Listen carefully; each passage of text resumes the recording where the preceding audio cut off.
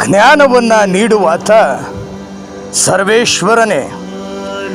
ಜ್ಞಾನೋಕ್ತಿಗಳ ಗ್ರಂಥ 2ನೇ ಅಧ್ಯಾಯ 6ನೇ ವಾಕ್ಯ, ದೇವರ ಪರಿಶುದ್ಧ ವಾಕ್ಯ. ಪ್ರಾರ್ಥಿಸೋಣ.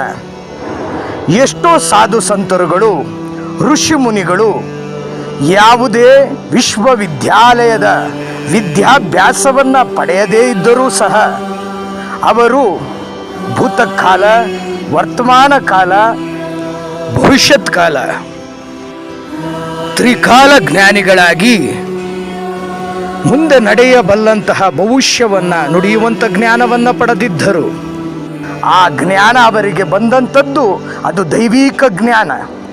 ಕರ್ತನೇ, ವಿಶೇಷವಾಗಿ ನಿನ್ನ ಜ್ಞಾನವನ್ನು ಬಯಸಕ್ಕಂಥ ಪ್ರತಿಯೊಬ್ಬರಿಗೂ ಪರಿಶುದ್ಧಾತ್ಮನ ಸಪ್ತವರದಾನದಿಂದ ಆಶೀರ್ವದಿಸಿ ನಮ್ಮನ್ನು ಜ್ಞಾನಿಗಳನ್ನಾಗಿ ಮಾಡಿ ನಮ್ಮ ಪ್ರತಿಯೊಂದು ಹೆಜ್ಜೆ ಅದು ದೈವಿಕ ಜ್ಞಾನದಿಂದ ನಮ್ಮ ಜೀವನ ನಡೆಸುವಂಥ ಕೃಪಾಶೀರ್ವಾದ ನೀಡಿ ಎಂಬುದಾಗಿ ಯೇಸುವಿನ ಮುದ್ದಾದ ನಾಮದಲ್ಲಿ ಪ್ರಾರ್ಥಿಸಿದ್ದೇವೆ. ಆಮೆನ್.